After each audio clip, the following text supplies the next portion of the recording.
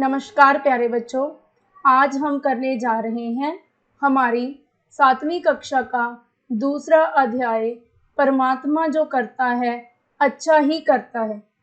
बच्चों, इस कहानी में एक राजा है और एक उसका मंत्री है जिसका के परमात्मा पर बहुत ही अटूट विश्वास है। मंत्री का मानना है कि परमात्मा जो भी करता है अच्छा ही करता है। तो आइए देखते हैं इस कहानी में उसके विश्वास के साथ क्या होता है। क्या उसका विश्वास सच्चा है या फिर झूठा। तो आइए देखते हैं कहानी।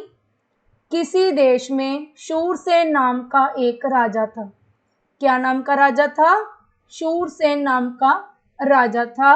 सुमति नाम का उसका मंत्री था जो ईश्वर में अटूट विश्वास रखता था। बच्चों, मंत्री का क्या विश्वास था? परमात्मा जो करता है अच्छा ही करता है। एक बार राजा की अंगुली पर फोड़ा निकल आया। बेचैन राजा ने मंत्री को बुलाया। मंत्री ने राजा को देखकर कहा, परमात्मा जो करता है अच्छा ही करता है। तो बच्चों, अगर आपको कोई कष्ट हो और ऊपर से कोई ये कहे कि जो हुआ अच्छा हुआ, तो स्वाभाविक है कि आपको गुस्सा आएगा। राजा ने सोचा, ये कैसा मंत्री है जिसे मुझ पर दया नहीं आती। धीरे धीरे राजा का रोग बढ़ गया। रोग के बढ़ जाने से राजा की अंगुली गल गई, तो गली हुई उंगली काटनी पड़ी। मंत्री ने देखकर फिर कहा कि परमात्मा जो करता है वह अच्छा ही करता है। इस पर राजा के दिल में बहुत क्रोध आया। राजा सोचने लगा, ये कैसा मंत्री है। जब मैंने इसको पहले बुलाया इसने तब भी वही बात कही, अब भी यही बोल रहा है। उसने निश्चय कर लिया कि स्वस्थ होने पर वह उसे मौत के घाट उतार देगा। तो बच्चों, कुछ दिन बाद राजा स्वस्थ हो गया यानी कि ठीक हो गया। वह मंत्री और सैनिकों को लेकर शिकार के लिए निकला। जंगल में उसने प्यास का बहाना बनाकर मंत्री को कुएं से पानी लाने को कहा। बच्चों, ऐसा क्यों लिखा है कि उसने प्यास का बहाना बनाया? क्योंकि राजा के मन में था कि उसने मंत्री से बदला लेना है। तो जैसे ही वो कुएं के पास से गुजरने लगे, राजा ने सोचा, बदला लेने का इससे अच्छा अवसर फिर ना मिलेगा। क्यों ना मैं इसे पानी लाने के लिए कहूं और इसे कुएं में धकेल दूं। तो बच्चों, मंत्री जैसे ही पानी निकालने लगा, राजा ने उसे कुएं में धकेल दिया। मंत्री ने कुएं में गिरते हुए भी यही वाक्य दोहराया कि परमात्मा जो करता है वह अच्छा ही करता है। रात हो जाने के कारण राजा रास्ता भूल गया। वह घोड़े को पेड़ से बांधकर खुद पेड़ पर जा छिपा। राजा ने क्या किया? घोड़े को तो पेड़ के नीचे बांध दिया और स्वयं पेड़ के ऊपर चढ़ गया। तभी किसी दूसरे राजा के सैनिकों का दल वहां आ पहुंचा।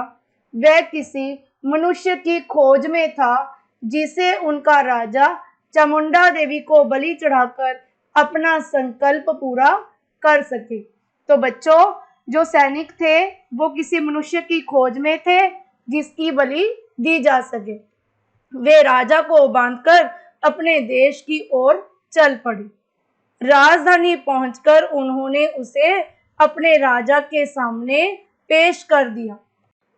तो बच्चों, सैनिकों ने राजा को अपने राजा के सामने पेश किया। चामुंडा देवी को बलि चढ़ाने का अवसर आ गया। जैसे ही उसकी बलि दी जाने लगी, राजा ने उसकी कटी हुई अंगुली देखकर जल्लादों को बलि चढ़ाने से रोक दिया। क्यों रोका? उसने कहा कि अंगहीन की बलि नहीं चढ़ाई जा सकती, अतः इसे छोड़ दो। तो बच्चों, राजा के प्राण कैसे बच गए? राजा की एक उंगली गल गई थी जो बाद में काटनी पड़ी थी। तो उसी कटी हुई उंगली के कारण राजा अंगहीन हो गया और जब बलि देने लगे तो उनके राजा ने उसे अंगहीन होने के कारण छोड़ने की आज्ञा दे दी। राजा शूरसेन तत्काल वहां से निकल भागा। तत्काल मतलब शीघ्र ही, बिना देरी किए। जब किसी के प्राण अचानक बच जाएं तो वो कितनी जल्दी भाग सकता है।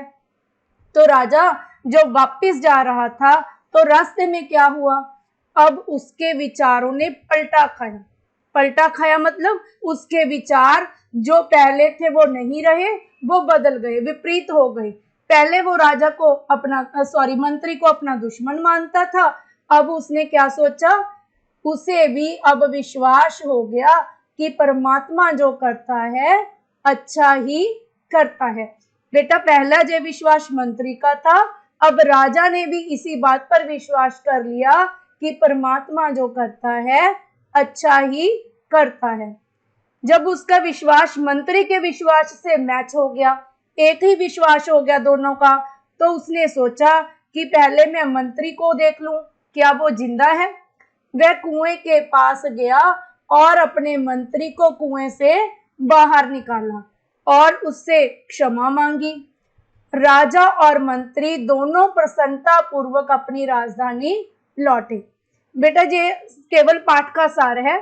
जब आप पाठ पूरा पढ़ोगे अपनी बुक में से तो आपको पता चलेगा कि जब मंत्री को बाहर निकाला था तो मंत्री ने राजा से कहा कि मेरा कुएं में निकलना भी एक शुभ लक्षण था।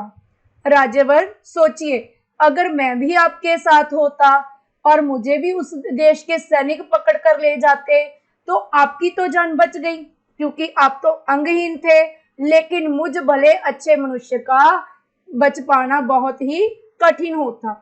क्यों? क्योंकि राजा की तो अंगुली कटी हुई थी।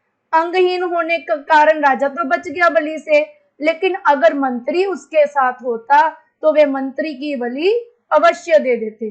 तो बच्चों हमने क्या पढ़ा, परमात्मा जो भी करता है अच्छा ही करता है। हमारे जिंदगी में सुख और दुख आते रहते हैं। जब तो हम सुख में होते हैं तब तो ठीक है, लेकिन जब कोई कष्ट आता है तो हम ज्यादातर परमात्मा को ही दोष देते हैं, अपनी किस्मत को ही दोष देते हैं। लेकिन ऐसा नहीं होता, जो भी होता है उसमें हमारी कुछ ना कुछ भलाई अवश्य छिपी होती है, जो समय के गुजर जाने के बाद ही हमें समझ में आती है। तो बच्चों आगे से हम क्या इस विश्वास रखेंगे कि जो हुआ अच्छा हुआ, जो हो रहा है अच्छा हो रहा है, जो होगा वो भी अच्छा ही होगा। तो बच्चों आओ इस पाठ के अभ्यास के प्रश्न उत्तर देख लें। तो बच्चों हमारा पहला प्रश्न है, सुमति कौन था? सुमति राजा शूरसेन का मंत्री था।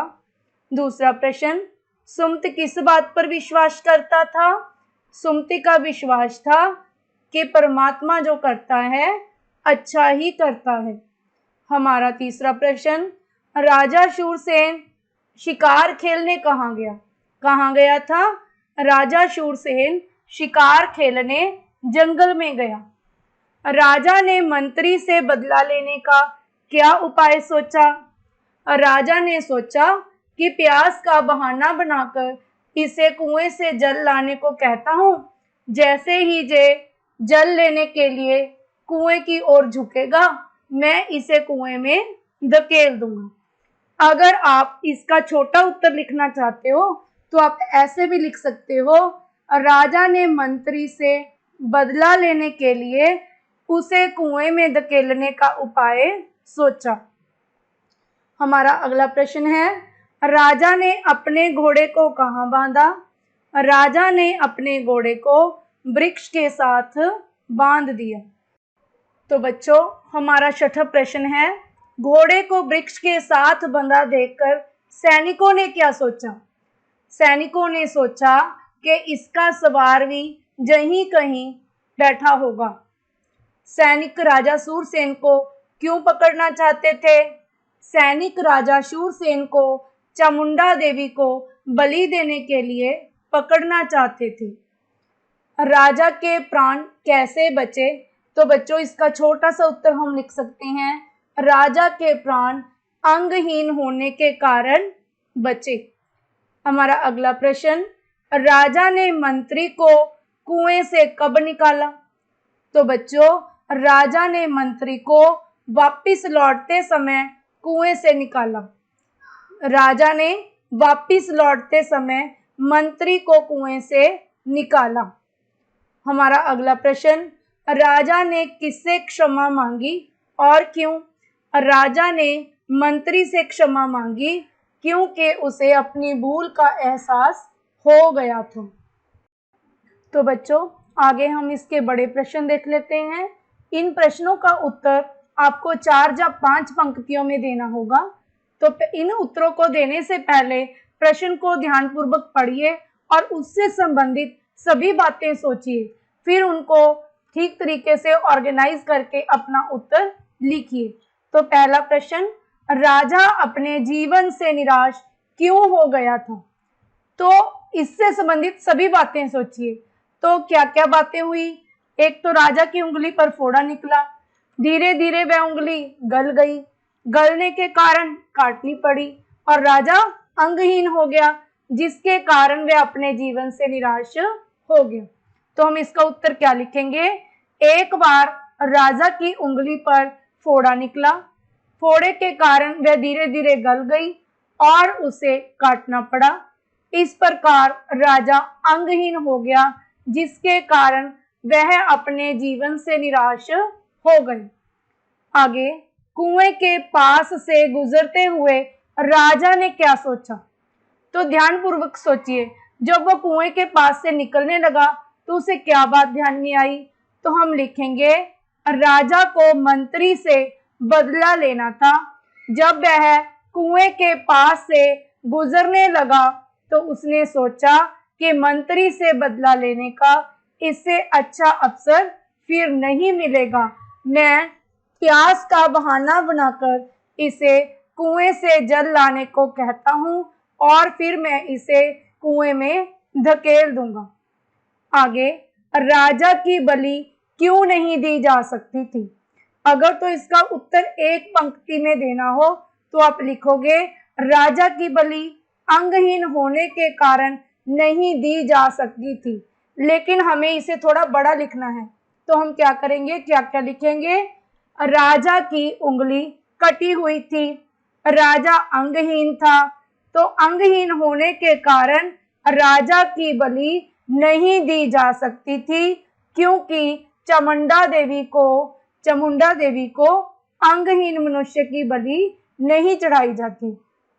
आगे, मुझ भले अच्छे मनुष्य का मौत से छुटकारा पाना संभव ना होता। मंत्री के इस कथन को स्पष्ट करें। मंत्री के इस कथन का भाव यह है कि राजा तो अंगहीन होने के कारण बलि से बच गया, लेकिन मंत्री तो पूरी तरह स्वस्थ था। अगर वह पकड़ा जाता तो स्वस्थ होने के कारण दूसरे राजा उसकी बलि अवश्य दे देते और उसका छूट जाना असंभव था। इस कहानी से आपको क्या शिक्षा मिलती है?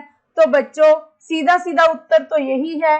इस कहानी से हमें यह शिक्षा मिलती है कि परमात्मा जो करता है अच्छा ही करता है।